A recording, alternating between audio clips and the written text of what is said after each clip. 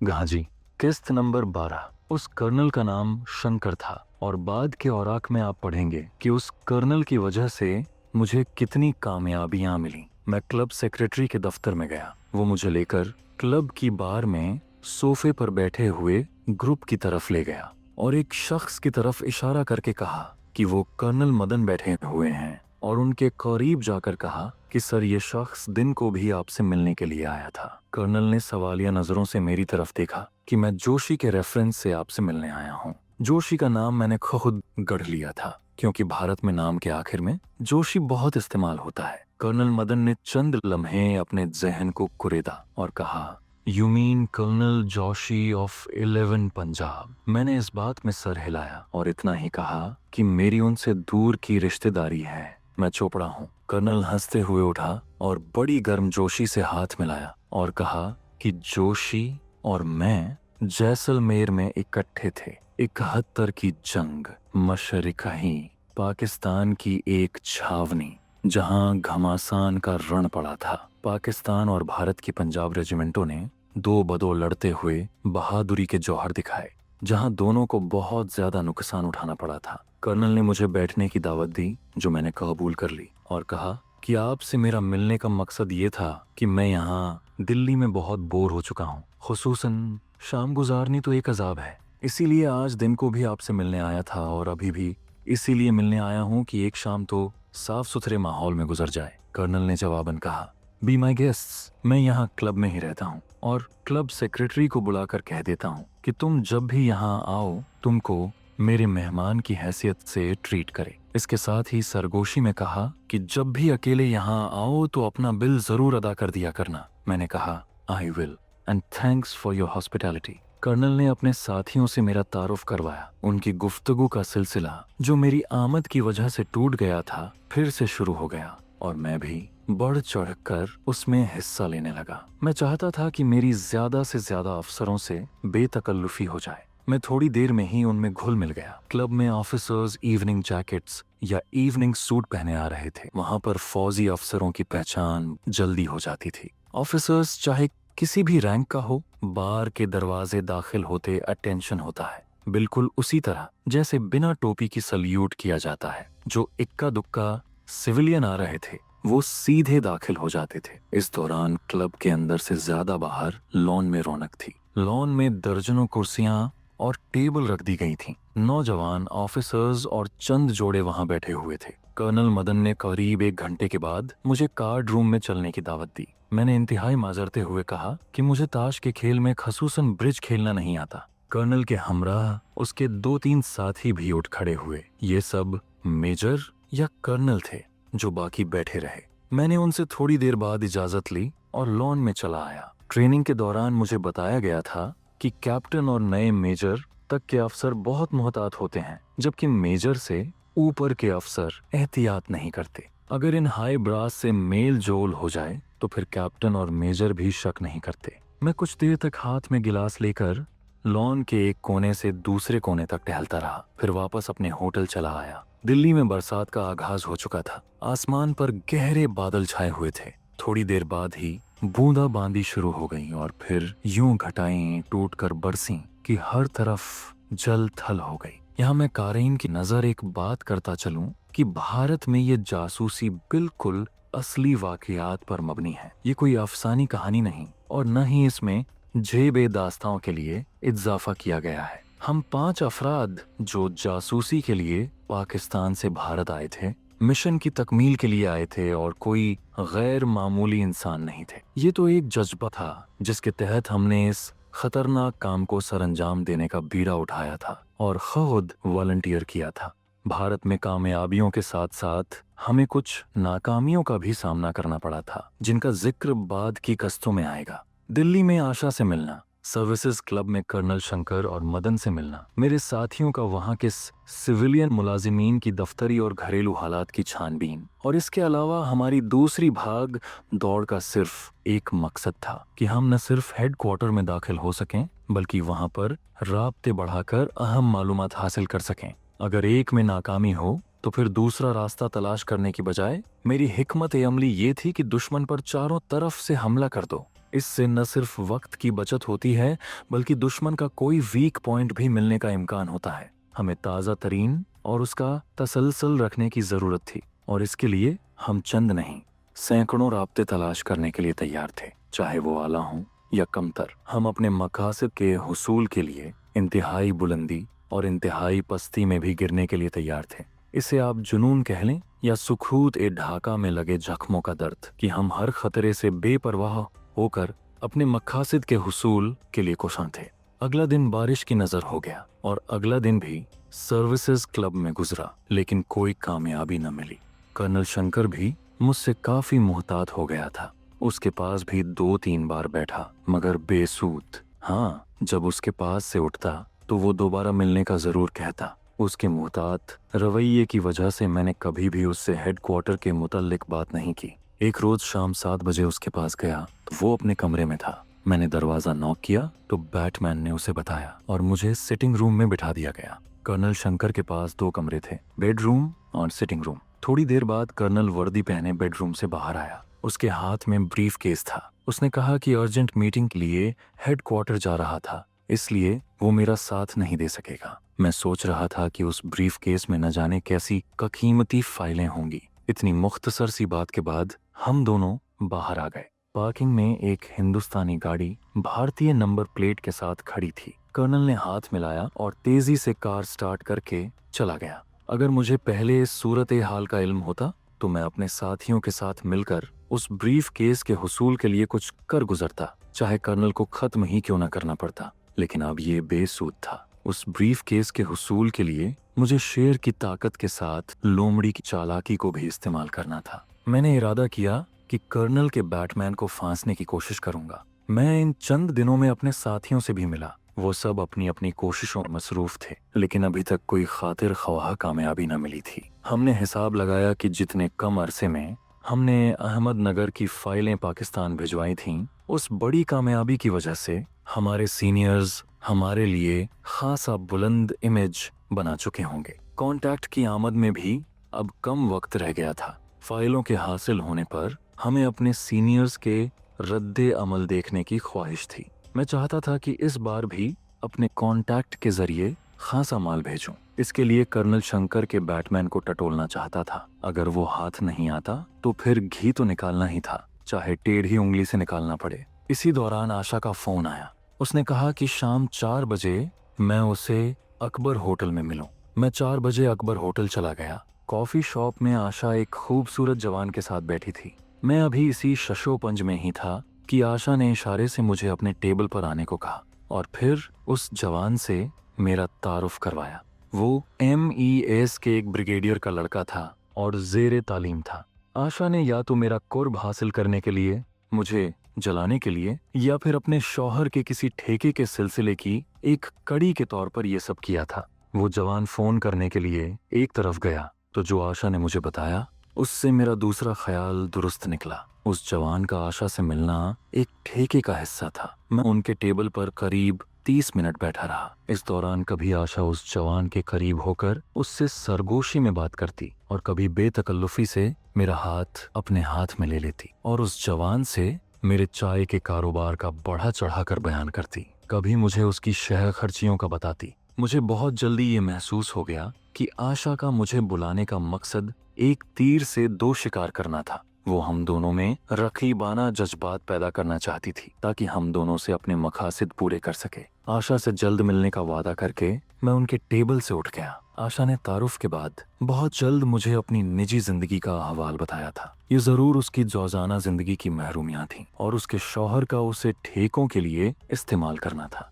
जयचंद जैसे बूढ़े से उसकी शादी उसके वालिद की माली मजबूरी थी, लेकिन जयचंद ने भी उसे अपने कारोबार के लिए इस्तेमाल करना शुरू कर दिया था। और अब ये पढ़ी लिखी, जवान और खूबसूरत औरत अपने शौहर और अपने समाज से बागी हो चुकी थी। जब मैंने उससे कहा कि मैं गैर शादीशुदा हूँ और बहुत बड़े कारोबार का मालिक हूँ और उसके हुस्न से मुतासिर हूँ, तो हो सकता है उसने अपना मुस्तकबिल मेरे साथ वाबस्ता कर लिया हो। बहरहाल मैंने आशा के रवैये से ये महसूस किया कि अभी वो काम नहीं आ सकती और होटल पहुंचते पहुंचते मैंने फैसला किया कि आशा को सेकंड ऑप्शन में रखकर दूसरे जराए इस्तेमाल करूं जिनमें मेरे साथियों की हासिल की हुई मालूमात, कर्नल शंकर का बैटमैन और सर्विसेज होटल में गुजारिशां में अपने ताल्लुकात वाले अफसर और उनकी बेगमात शामिल थीं। मैं अगली सुबह मोहल्ला फराश खाना भी गया, साथियों के मकान के सामने एक मखसूस आवाज निकाली और वापस बड़ी सड़क पर आ गया। थोड़ी देर बाद नंबर 2 वहां पहुंच गया। मैंने उसे शाम को एक रेस्टोरेंट में मीटिंग के लिए कहा जिसमें वो चारों अपनी अपनी कारकर्दगी के बारे में मुझे आगाह करेंगे। इस मीटिंग में चारों ने कहा कि फिलहाल कोई पेशकदमी नहीं हो सकी क्योंकि बारिश की वजह से दिल्ली की भीड़ में काफी कमी आ चुकी है और ऐसे हालात में किसी का पीछा करना शक पैदा कर सकता है। कारिन, जासूसी के ड्रामों, फिल्मों और नावेलों में जो आप पढ़ते और देखते हैं वो सब फर्जी किरदार होते हैं जिनकी कोई हद नहीं होती, लेकिन हकीकत में जासूसी एक थका देने वाला काम है और किसी एक टारगेट के हासिल में महीनों लग जाते हैं और बाज औकात महीनों कोशिश के बाद भी नाकामी का सामना करना पड़ता है। 1185 दिन जो मैंने भारत में गुजारे, उनमें कई बार हफ्तों बल्कि महीनों हमें अपने मकासद के लिए जाया करने पड़े। हर रोज एक नई कामयाबी आपको अफसानों या फिर 007 जैसी फिल्मों में ही मिल सकती है। साथियों से मीटिंग के तीसरे रोज कांटेक्ट से मुलाकात का दिन था। मुकर्ररा वक्त पर कांटेक्ट आ गया। भेजने वाली डाक का पैकेट हमने पहले ही बना लिया था। मैंने कांटेक्ट से डाक ली और अपना पैकेट उसे दे दिया और जल्द से जल्द जिगजैग रास्ता अपनाकर, ताकि अगर कोई पीछा भी कर रहा हो तो उसे चकमा देकर अपने होटल पहुंच गया। इस बार सारी डाक सफेद कागजात पर थी। मैंने उन्हें गर्मी पहुंचाई तो अल्फाज उभर आए। मेरी भेजी हुई दोनों फाइलें उन्हें मिल चुकी थीं। मेरी इस कामयाबी को बहुत सराहा गया था। बेहतरीन अल्फाज में मुझे शाबाश दी गई थी। मेरे साथियों के लिए भी अलग अलग शाबाश के खत थे। हमारे घरों में भी खैरियत का मुजदा दिया गया था और मेरी कारकर्दगी का इनाम मेरे घर 20,000 की सूरत में पहुंचा दिया गया था। उन दिनों पाकिस्तान में चाय, चीनी और बनास्पति घी की बहुत कमी थी, इसलिए हमारे पांचों के घरों में ये चीजें वाफिर मिकदार में पहुंचा दी गई थीं। मुझे पहले मिशनों को जारी रखते हुए एक निहायत अहम मिशन सौंपा गया था। हमारी एजेंसी का सीक्रेट ग्रुप पहले ही इस मिशन पर काम कर रहा था और ये मुझे डाक के जरिए मालूम हुआ था। अहमदनगर में मेरी कामयाबी के बाद मेरे साथियों को भी यही मिशन करने के हुक्म दिए गए थे और ये मिशन था करतारपुर बिजली घर। एनरिच्ड यूरेनियम कहाँ भेजा जा रहा है, इसके मुतल्लिक हर मुमकिन मालूमात हासिल करना। इस डाक में भी हमारे लिए 30,000 भारतीय रुपए भेजे गए थे। 10,000 मेरे लिए और 5-5 हजार मेरे साथियों के लिए। जो डाक मेरे लिए थी उसे मैंने पढ़कर हमेशा की तरह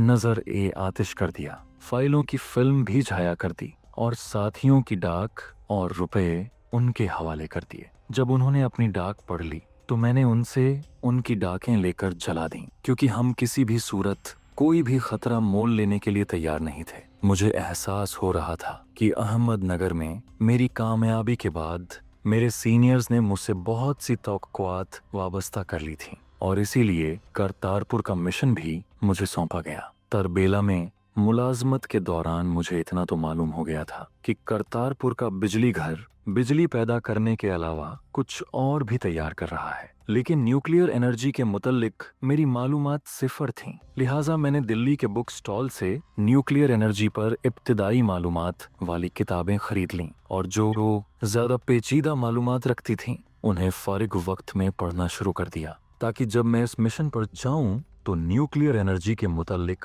मेरी मालूमात सिफर न हो। मेरे साथी भी इस डाक में शाबाशी पाकर तरोताजा हो चुके थे। ये इंसानी फितरत है कि अच्छी कारकर्दगी पर एक थपकी वो काम कर देती है जो हजारों लाखों रुपए भी नहीं कर सकते। मेरे साथी अपने तफवीज किए गए मिशन में ज्यादा दिलजमी से काम करने लग गए और चंद रोज में ही मालूमात और तस्वीरें मुझे ला दी। आर्मी हेडक्वार्टर में काम करने वाले एक मुलाजिम का नाम यशवंत था। उसका घर पुरानी दिल्ली में एक तंग गली में था। यशवंत हफ्ते में 1-2 बार गाना सुनने उस मखसूस बाजार में जाता था। उसकी बीवी मर चुकी थी। उसके साथ उसके घर के अफराद की चलते फिरते तस्वीरें भी उतार ली गई थीं। एक और सिविलियन क्लर्क था जो यशवंत के घर के करीब ही रहता था।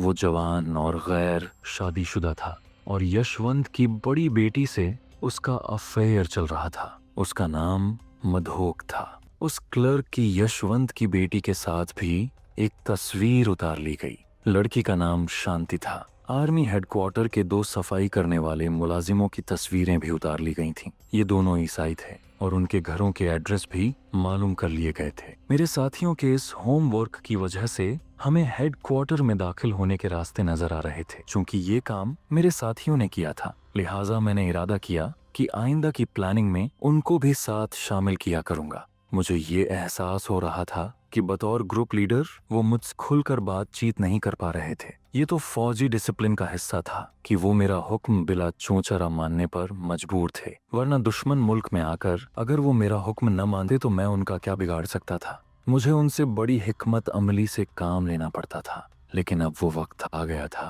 कि उनको मुकम्मल अपने एतमाद में लूं और अपने मंसूबों में उनको शामिल करूं, ताकि उनकी जो मुझसे झिझक है वो दूर हो जाए और हर बात मुझसे बिला खौफ खतर कर सकें। और हेडक्वार्टर में दाखिल होने के लिए हम सब मिलकर मंसूबा बंदी भी करें। मैं आज तक उनके लिए हुए घर के अंदर नहीं गया था और ये सब मैं सिक्योरिटी की वजह से कर रहा था। मैंने उन्हें कहा कि कल मैं उनके घर आऊंगा और इस मिशन के लिए सब मिलकर मंसूबाबंदी करेंगे। उन्हें चूंकि अभी तक कोई मुकम्मल मिशन सौंपा नहीं गया था और ऐन मुमकिन था कि उनके जहन में ये बात आए कि हमारी मालूमात से मिशन मुकम्मल करके सारा क्रेडिट खुद ले रहा हूँ। अगर उनको ये गलतफहमी थी तो वो भी दूर करना चाहता था। हालांकि ऐसी कोई बात नहीं थी। मैं सिर्फ एक बात से खौफजदा था कि वो जूनियर रैंक से थे, जिनका काम सिर्फ अहकाम की तकमील करना होता है। वो दिमाग से जरा कम ही काम लेते हैं। अगर खुदा न ख्वास्ता हालात कहीं बिगड़ जाते तो वो उसको संभाल नहीं सकते थे और यूं सारा खेल ही बिगड़ जाने का अंदेशा होता है। उनका ग्रुप लीडर बनाकर उनकी और मिशनों की सारी जिम्मेदारी मुझे सौंपी गई थी। लिहाजा अब हालात का तकाजा था कि उनको इस मिशन में शामिल करूं।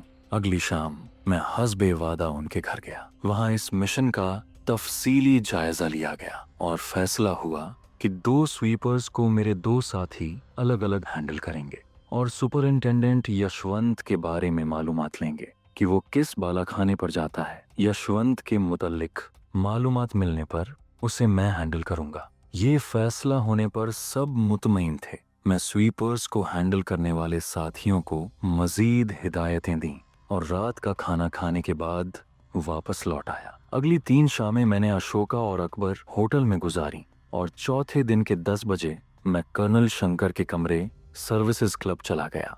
उस वक्त बैटमैन सफाई करने में मसरूफ था।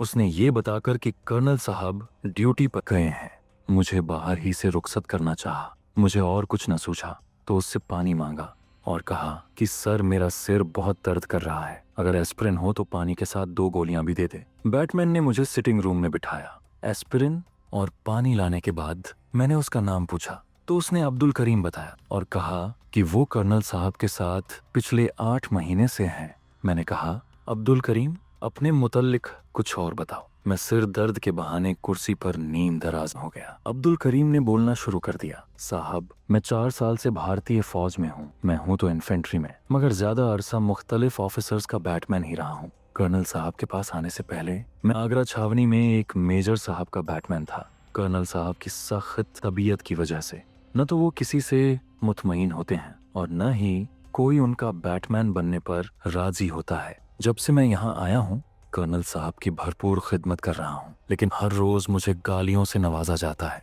कर्नल साहब जब मूड में होते हैं तो कुछ पैसे वगैरह भी दे देते हैं और जब नाराज होते हैं तो बेतहाशा गालियां भी दे देते हैं। 4 साल पहले और ट्रेनिंग के बाद मुख्तलिफ ऑफिसर्स का बैटमैन रहने के दौरान इतनी गालियां पड़ चुकी हैं कि अब आदी हो चुका हूँ और अपनी किस्मत पर शाकिर हूँ। फौज छोड़ने की कोशिश भी की लेकिन नाकामी हुई। न माँ बाप जिंदा हैं और न शादी की है। अब्दुल करीम बड़ी सुथरी उर्दू बोल रहा था। मैंने पूछा, तुम रहने वाले कहाँ के हो? उसने कहा, हुजूर, लखनऊ मेरा आबाई वतन है। वालिदैन के घर में तो गुर्बत ही देखी, लेकिन अब्बू कहा करते थे कि तुम्हारे दादा नवाब थे।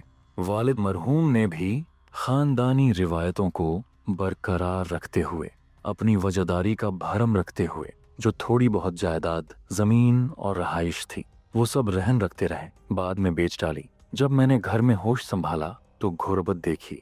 अभी 10 साल का भी नहीं हुआ था कि 1 साल के अंदर अंदर वक्फे वक्फे से मेरे वालिदैन इंतकाल कर गए और मैं बिल्कुल बेआसरा हो गया। वालिद मरहूम के एक जानने वाले दुकानदार ने मुझे अपने घर में पनाह दी और मैट्रिक तक तालीम दिलवाई और उसी ने मुझे फौज में भर्ती करवा दिया कि यहाँ इज्जत से रोटी कमा सकोगे। यहाँ रोटी तो मिल गई मगर गालियों से माँ बाप, खानदान, मजहब की धज्जियां उड़ गईं। अब्दुल करीम बोले जा रहा था और मेरा दिमाग कुछ और ही सोच रहा था। चंद नुक्ते थे जिनके गिर्द मेरा जहन घूम रहा था। जारी है। दोस्तों, अगर आपको हमारी ये वीडियो पसंद आई है तो लाइक जरूर कीजिएगा, अपने दोस्तों के साथ शेयर करें और चैनल RS विद तलहा को सब्सक्राइब करना मत भूलिएगा। साथ ही बेल आइकॉन दबाइए ताकि नई वीडियोस का नोटिफिकेशन सबसे पहले आपको मिले। अल्लाह हाफिज।